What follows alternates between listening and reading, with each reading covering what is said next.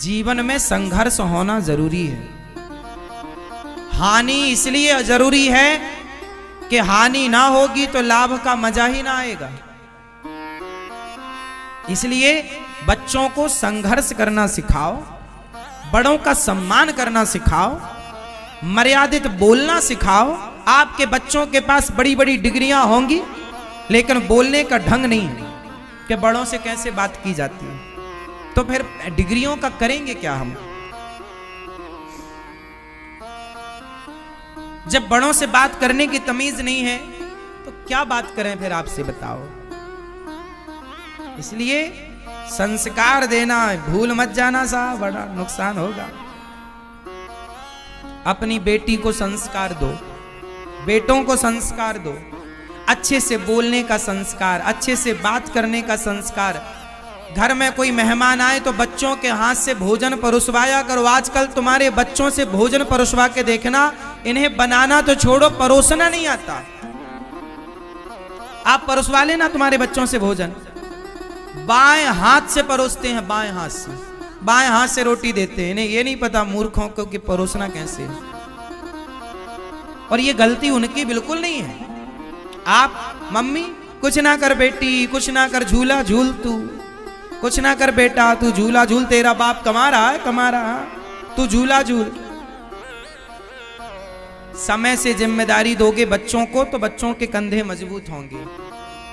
इसलिए समय पर तुम लोग तीर्थ यात्रा पे निकला करो थोड़े दिन के लिए, बच्चों को जिम्मेदारी देकर, ताकि पता लगे कि तुम्हारा बच्चा कितना मैनेज कर पा रहा है, कितना नहीं कर पा रहा। कर पा रहा है तो ठीक है, और नहीं कर पा रहा है तो जिम्मेदारी दो ताकि वो सीखे और सिखाओ। ऐसे नहीं, ऐसे काम किया जाता। समय पर बोझ आएगा ना तो कंधे मजबूत होंगे, और समय निकल जाएगा तब बोझा पड़ेगा तो टूट जाएंगे कंधे। जवानी, जिस दिन आपका बेटा पढ़ाई पूरी करे, ध्यान से सुनो, जिस दिन आपके बच्चों की पढ़ाई पूरी हो, जिस दिन, उसी दिन से बच्चों को काम पर लगाओ। ये काम करना है तुम्हें।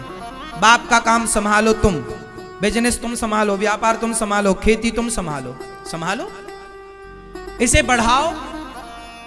व्यापार को पिता ने इतना किया तुम और बड़ा करो, खेती को पिता ने इतना किया तुम और पढ़े लिखे हो। तुम्हारा बाप तो कम पढ़ा लिखा था, तुम ज्यादा पढ़े लिखे हो, तुम और बड़ा करो और बढ़ाओ। पढ़े लिखे हो, लेकिन गलती कुछ माँ बाप की भी है कि बाप कहता नहीं नहीं मैं ही जा रहा हूं दुकान, तू घर बैठ। अब वो घर में बैठा मोबाइल चला रहा है, मोबाइल चलाते चलाते किसी छोरी के चक्कर में पड़ गया। अब बाप कमा कमा के दे रहा है, वो सुरा सुंदरी में पड़ गया। अरे बच्चों को काम पर नहीं लगाओगे तो खाली दिमाग शैतान का। यदि व्यस्त हैं तो वो व्यस्त रहेंगे, अच्छा होगा, और फ्री हैं तो उनका दिमाग गलत जगह पर जाएगा, वो गलत होंगे। फिर मत रोइएगा कि बच्चा गलत हो गया। क्यों आपने जिम्मेदारी नहीं दी? हम तो जब 17 साल के थे तब हमारे ऊपर जिम्मेदारी आ गई थी। 17 वर्ष की उम्र में, जब हम 17 वर्ष के थे, हमें अपना पढ़ना भी था और पढ़ करके पैसा कमाना भी था और कमा करके घर देना था, क्योंकि घर में इतनी गरीबी थी कि घर पेट भोजन नहीं मिलता था। हम बचपन में भीख मांगा करते थे। जब भीख मांग के लाते थे तब घर में रोटी बनती थी, भीख ना मांगते तो घर में रोटी नहीं बनती। इस स्थिति से हम गुजरे हैं। गांव में भीख मांगते थे हम, गांव में घर घर जाकर के। यदि ना मांगते तो भूखे रहते, मांगना मजबूरी थी। उस स्थिति से गुजरते गुजरते गुजरते गुजरते कर्म नहीं छोड़ा, भगवान के आश्रित रहे हैं। जीवन में कभी हार नहीं मानी, जीवन में कभी पलट कर देखा नहीं, कभी हमने ये नहीं कहा कि हम ये नहीं कर पाएंगे। इस धरती में जितना कठिन काम हो आप वो हमें दे दीजिए, हम उसे करके दिखाएंगे। जो आपसे ना हो वो हम करके दिखा सकते हैं, क्योंकि हमारी डिक्शनरी में ना नहीं है। हमने अपनी डिक्शनरी से ना शब्द हटा दिया, हमसे नहीं हो पाएगा, हम ऐसा कभी नहीं कहते। हम सब कुछ कर सकते हैं, हमारी इच्छा शक्ति है तो हम सब कुछ क्या नहीं कर सकते? हम सब कर सकते हैं। और जितना हमें लगा कि करना चाहिए उतना भगवत कृपा ने कराया, बिहारी जी ने उतना कराया। जितने की जरूरत थी, जितने की थी उतना बिहारी जी ने कराया। हमने अपने दिमाग को, अपनी बुद्धि को सदा अच्छी जगह लगाया, अपने दिमाग को अच्छी जगह खर्च किया, बुरे कामों में बुद्धि नहीं लगाई कभी, बेईमानी में, गलत काम में बुद्धि नहीं लगाई। इसलिए संघर्ष मुझे अच्छा लगता। यदि मैंने बचपन में भीख ना मांगी होती ना, तो आज मैं इतना मजबूत ना होता जितना मजबूत हूं। मेरे जीवन के स्ट्रगल ने, मेरे जीवन की मुसीबत विपत्ति ने मुझे बहुत मजबूत किया। मैं हर हालात से लड़ सकता हूं, हर हालात से मैं लड़ सकता हूं। मैं कभी घबराता नहीं हूं। कितनी भी चुनौतियां आए, अरे अब क्या चुनौतियां आएंगी, जितनी आनी थी खूब आई और खूब मैंने उनका डट के सामना किया। हमारे जीवन में जितनी चुनौतियां आई, मैं उतना मजबूत होता गया। मैं हारा नहीं। क्या नहीं आया? अब आप सोचिए कि जीवन में जीरो से आदमी, भीख मांगने से जो आदमी चला हो, क्या चुनौतियां नहीं आई होंगी? आपको क्या लगता है साहब, भिखारियों का कितना अपमान होता है? इस संसार में हर अपमान को मैंने सहा है। भिखारियों को लोग क्या नहीं कहते, मुझे भी लोगों ने क्या नहीं कहा, क्या नहीं सुना मैंने, क्या नहीं देखा मैंने। समाज ने सम्मान भी दिया है और समाज ने दो बातें सुनाई तो हमने उनसे सीखा भी। हमने पलटकर किसी को जवाब नहीं दिया, हमने पलटकर किसी को गाली नहीं दी। सब देखते चले आए, देखते, पलटकर जवाब नहीं। हर सुख दुख हानि लाभ उतार चढ़ाव अपना पराया सब देखा। इसलिए मैं आपके बच्चों से, मैं आपसे कहूंगा कि आप भी अपने बच्चों को ना ज्यादा लग्जरी जिंदगी मत दीजिएगा। लग्जरी जिंदगी में बच्चा खोखला होता है। आप किसी को बस बिठा दो, आप काम मत कराओ। बढ़िया एसी की हवा मिल रही है, खाने को पकवान दे दो, एसी की हवा दे दो, घूमने को गाड़ी दे दो। जो आदमी 10 साल तक एसी की हवा में बैठ लेगा, बढ़िया गाड़ियों में घूम लेगा और बढ़िया पकवान खाएगा, वो खोखला हो जाएगा। मजबूत होने के लिए ना भूखा भी रहना पड़ता है। मजबूत होने के लिए नंगे पांव दौड़ना पड़ता है, दौड़ना पड़ता है। बच्चों को मजबूत बनाओ साहब, एसी की हवा में बिठाने की जरूरत नहीं है। बच्चों को लग्जरी जिंदगी बाप ना दे। बाप तो बच्चों को स्ट्रगल करना सिखाए। बेटा मेहनत करो, कमाओ, अपना कमाओ, अपना बिजनेस करो, अपना करो। हर उस सुख दुख उतार चढ़ाव को देखो, हर मुसीबत का, हर विपत्ति का सामना करो। पता लगेगा ना कि विपत्ति पर आप क्या, आपका रिएक्शन क्या है, आप कैसे रिएक्ट करते हैं, आप झेल पाएंगे कि नहीं। पहले जो राजा बनता था ना, बाप जो राजा बनता था तो बाप पहले उसे भेजता था, जा जंगल पहले शेर का शिकार करके ला। बेटा शेर का शिकार करके लाएगा तो बाप राजगद्दी में बिठाएगा, क्योंकि बाप ये भी तो देखना चाहता है ना कि मेरा बेटा मेरे मरने के बाद ये प्रजा की रक्षा कर पाएगा कि नहीं। जो खुद की रक्षा नहीं कर पाया शेर से, वो प्रजा की क्या रक्षा करेगा। इसलिए पहले के राजा लोग शेर का शिकार करते थे, इसलिए ये दिखाने के लिए प्रजा को कि देखो मैं तुम्हारी रक्षा कर सकता हूं। एक सबसे बड़ा जान पक्षी होता है जिसे बाज कहते हैं। बाज के बारे में मैंने डिस्कवरी चैनल पर सुना। मैं पहले जब टीवी देखता था ना, जैसे आपके बच्चे लोग टीवी देखते हैं ना, मैं पहले टीवी देखता था। अब तो टीवी देखने का समय नहीं है, वर्षों से मैं अब टीवी नहीं देखता। पहले बचपन में मैं बहुत टीवी देखता था, लेकिन टीवी में मैं डिस्कवरी चैनल देखता था। हमारे घर में 2009 में तो टीवी आई पहली बार। 2009, अभी 23 चल रहा है ना, 2009 में हमारे यहाँ टीवी, हम दूसरों के घर में टीवी देखने जाते थे। जब रामायण आती थी, महाभारत आती, तब हम दूसरे गांव में जाते थे टीवी देखने, नदी पार करके। अभी दो आप लोगों के घर में टीवी कब आई? आपके घर में टीवी कब आई? किस सन में?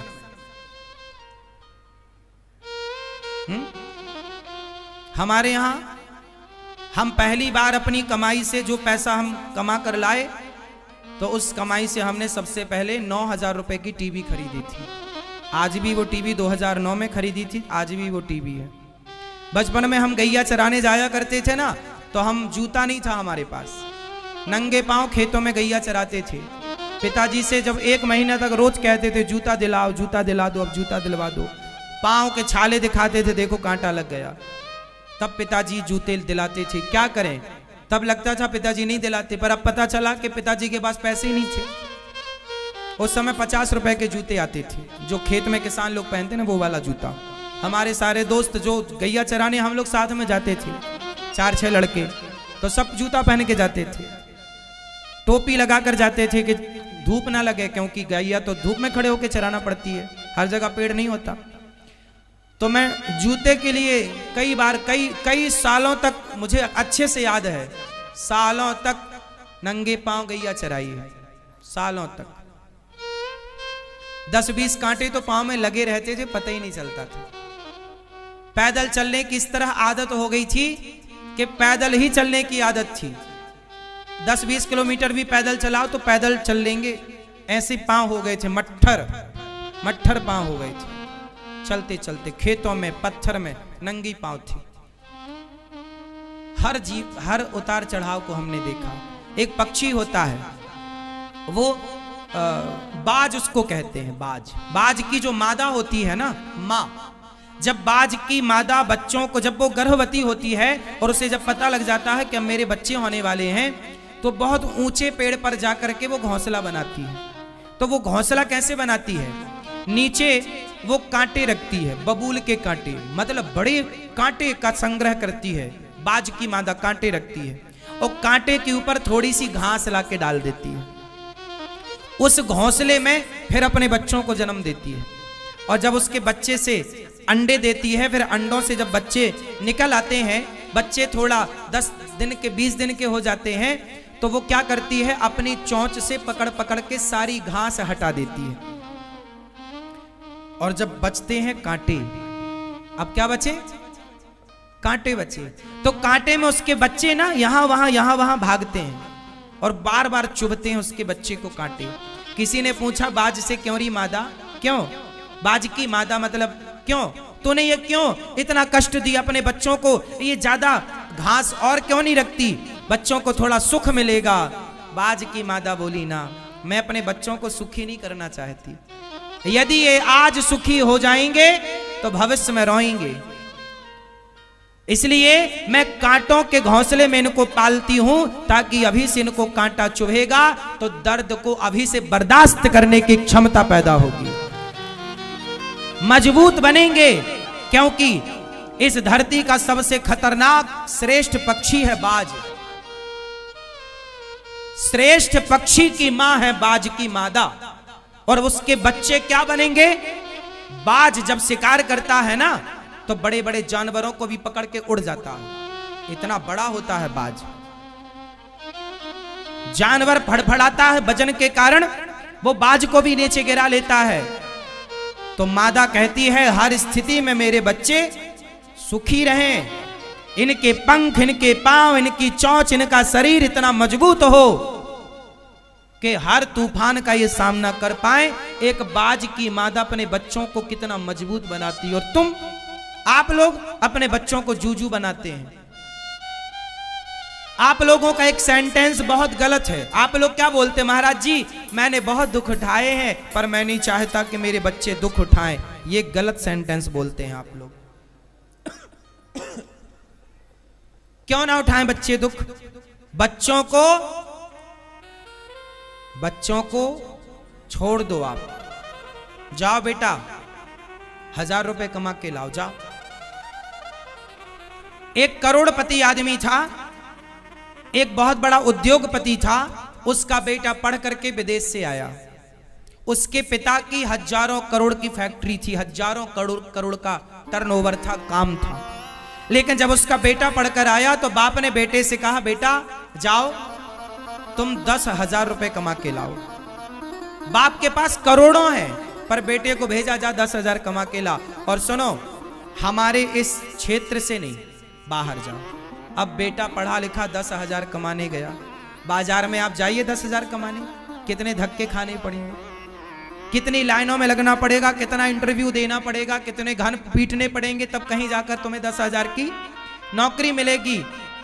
क्या नहीं करना पड़ेगा।